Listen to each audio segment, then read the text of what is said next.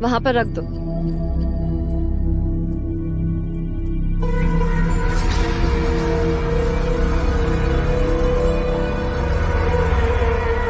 क्या देख रहे हो? कपिलवस्तु की इन गलियों। क्यों?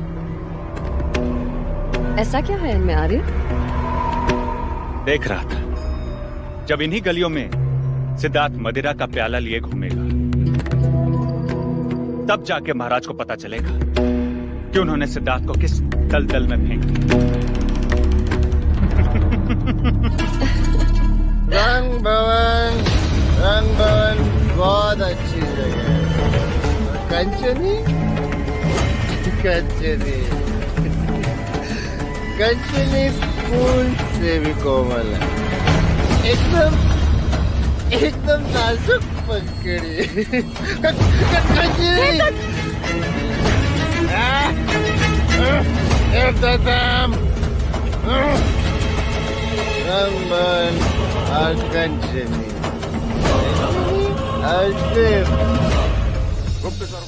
युवराज,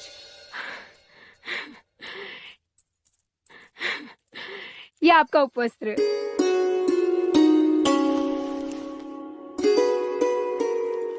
आप कब आएंगे? जब सांझ ढले, जब मन विचलित होगा। क्यों? यहाँ क्यों आओगे? क्योंकि जब मन विचलित होता है तो गुरुदेव ने मुझे ध्यान का मार्ग सिखाया, परंतु कल रात तुम्हारी आवाज ने ध्यान की कमी का आभास भी नहीं होने दिया। तो उपहार? उपहार? उपहार क्या दूं?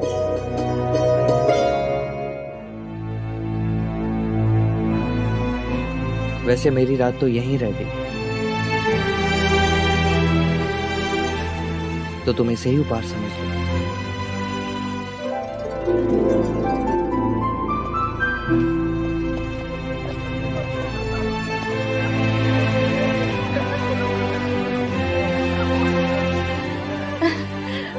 मुझे कुमार अनिरुद्ध ने पाचूपन दिया। अरे वाह।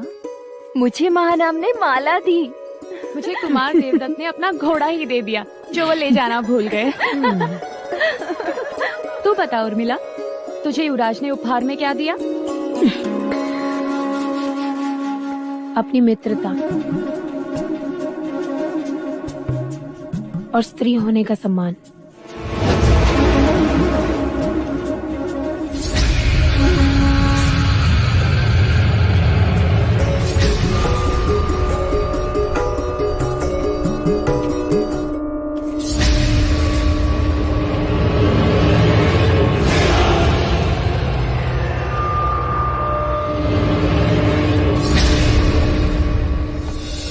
सबके सामने आपका अपमान जानबूझकर किया गया था भाई महाराज। ये कोई व्यवस्था की त्रुटि नहीं थी। महाराज, वो हमें युद्ध के लिए उकसा रहे हैं ताकि हम निमित्त बने और उन्हें युद्ध करने का कारण मिले। वो ऐसा तभी कर पाएंगे सेनापति, जब उन्हें पूर्ण विश्वास होगा कि वो हम पर विजय प्राप्त करेंगे। शाक्यों पर विजय प्राप्त करना इतना सहज नहीं है महाराज। इसीलिए वो हम शाक्यों में फूट डालकर हमें निर्बल करने का प्रयत्न कर रहे हैं, और यही कारण था कि उन्होंने राजा दंडपानी को एक विशेष स्थान दिया। कारण जो भी हो अनुज, हमें चौकन्ना रहना चाहिए। राजनीति ये कहती है कि उन्होंने प्रसन्नजीत को राजा बनाया और फिर उसे चक्रवर्ती बनाने का प्रयत्न अवश्य करें। सेनापति, गुप्तचर को सावधान करो, प्रत्येक जानकारी जुटाओ। न जाने क्यों मुझे कपिलवस्तु के क्षितिज पर युद्ध के बादल दिखाई दे रहे हैं।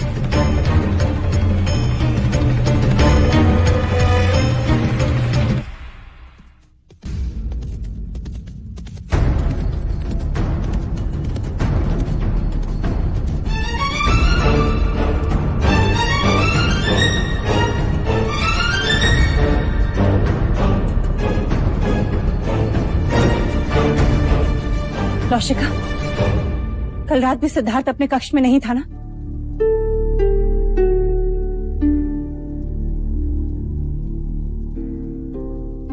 इसीलिए मैंने विरोध किया था, पर महाराज ने मेरी नहीं सुनी।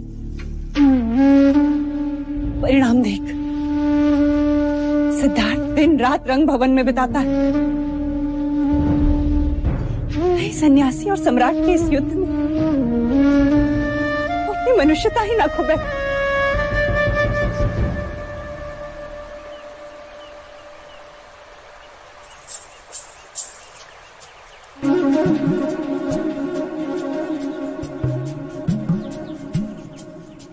युवराज, वृक्ष से लिपटी हुई इस लता को देखिए। मानो मन भावनाओं से सजी धजी कोई स्त्री उत्तेजना के साथ अपने मन चाहे पुरुष से लिपट गई है।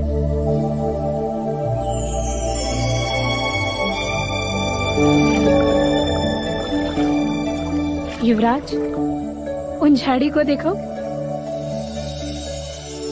ऐसा लगता है मानो हरे वस्त्र पहने एक सुंदर रमणी अपने प्रेमी की प्रतीक्षा करते करते किनारे पर ही सो गई हो।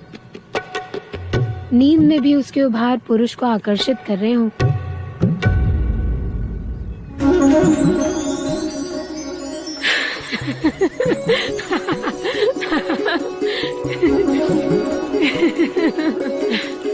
पक्षियों में नारी जाति का सामर्थ्य देखो। मादा आगे आगे चलती है और नर उसके पीछे पीछे, मानो वो उसका दास हो। पर नर ऐसा जानबूझ के नहीं करता। ये तो प्रेम जताने का एक ढंग है, क्योंकि वो अपनी प्रेमिका को खोना नहीं चाहता।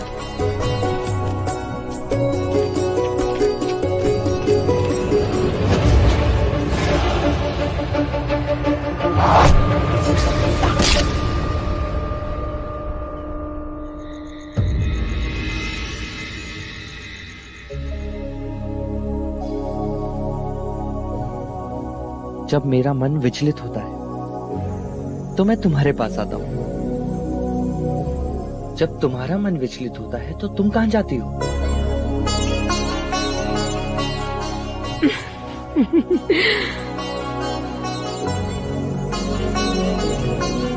सुना था लज्जा अब सबसे कोसों दूर भागती है। स्त्री जब किसी से प्रेम करती है तब लज्जा के अधीन हो ही जाती है। तुम किसी से प्रेम करती हो? हाँ। तो मुझे उससे कब मिलवाओगी? समय आने पर मिलवाऊंगी, पर आप वचन दीजिए, ये बात किसी से नहीं कहेंगे? नहीं कहूंगा।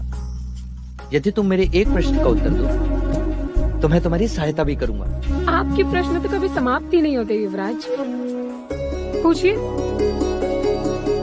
प्रेम क्या है उर्मिला? प्रेम जो कहा न जाए, जो किया न जाए, बस हो जाए, जिसे केवल अनुभव किया जाए, वो प्रेम है। कोई कोसों दूर रहकर भी हर समय पास लगे, किसी की हर पीड़ा पर अपना अधिकार लगे। प्रेम ज्ञान का विषय नहीं, अनुभूति की बात है। प्रेम तन को नहीं, मन को छूता है। अब बताओ, जल से पतला क्या होता है? प्रेम, ज्ञान।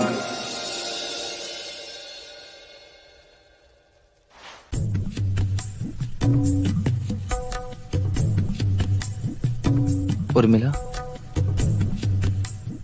क्या प्रेम जल से पतला होता है? हाँ, लाख रोकने पर भी वो अपना मार्ग ढूंढ ही लेता है। और ज्ञान?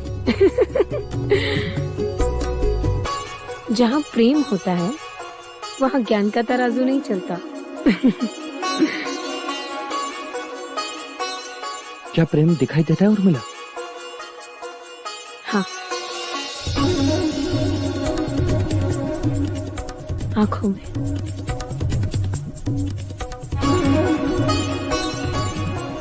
मिल लो मेरी आंखों में स्वयं से।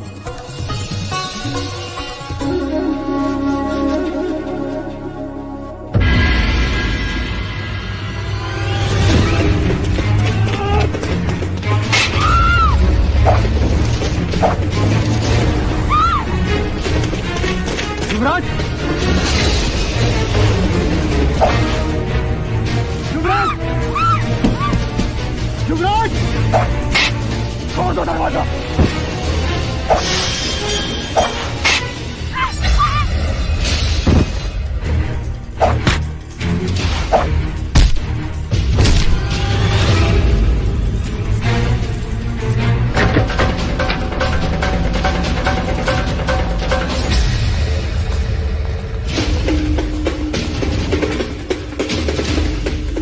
बलदेव, कौशल देश का राजदूत, सैनिकों बंदी बना लो इसे।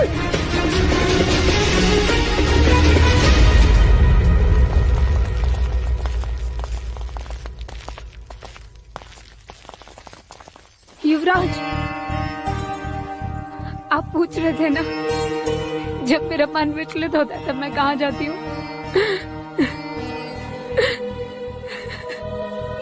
ये वही है, मेरा प्रेम।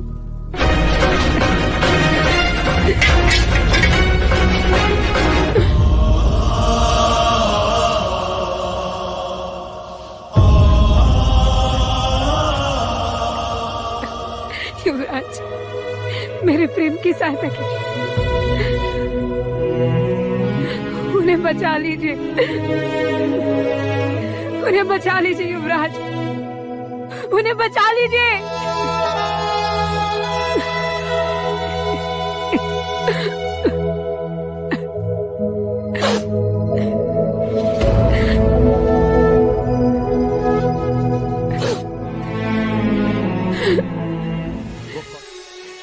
मैं बलदेव से प्रेम करती हूँ युवराज, उसके अतिरिक्त मेरा और कोई नहीं है, उन्हें बचा लीजिए युवराज।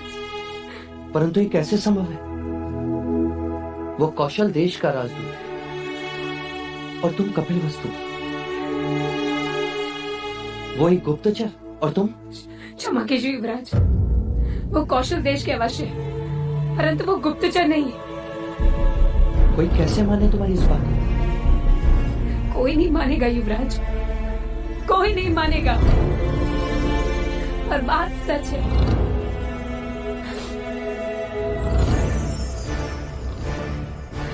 पिछले वर्ष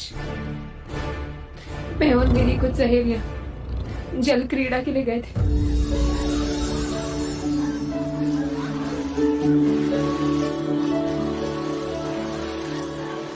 मैं सबको छोड़कर आगे निकल गई। अचानक मेरे पैर जल लताओं में फंस गए,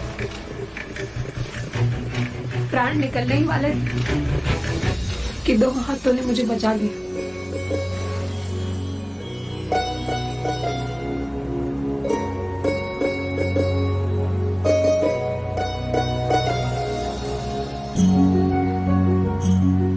वो प्रथम दृष्टि थी जब प्राणों ने प्राणों को पहचाना था, आंखों ने आंखों को वचन दिया था।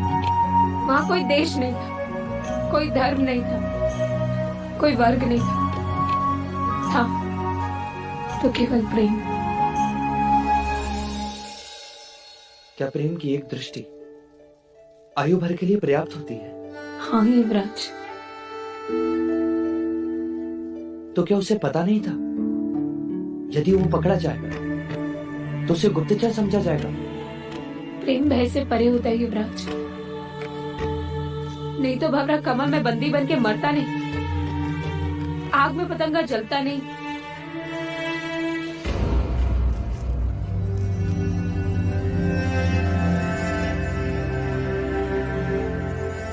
मान लिया कि वो तुमसे प्रेम करता है, पर मुझ पर आक्रमण करने का अर्थ? वो भी प्रेम के कारण। प्रेम के कारण?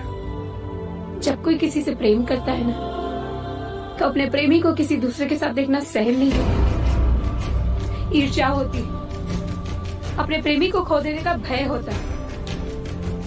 उसे लगा होगा कि हमारे बीच कोई संबंध है। पर मैं तो केवल तुम्हारा मित्र हूँ। परंतु वो ये नहीं जानते, इसलिए। मैं कैसे मान लूं कि जो तुम कह रही हो वो सत्य है? जीवा सत्य बोल देती, परंतु आंखें कभी सत्य के अलावा और कुछ नहीं बोलती। झांक लीजिए इन आंखों में, अगर रत्ती भर भी असत्य दिखाई दे तो छीन लीजिए हमारे प्राण।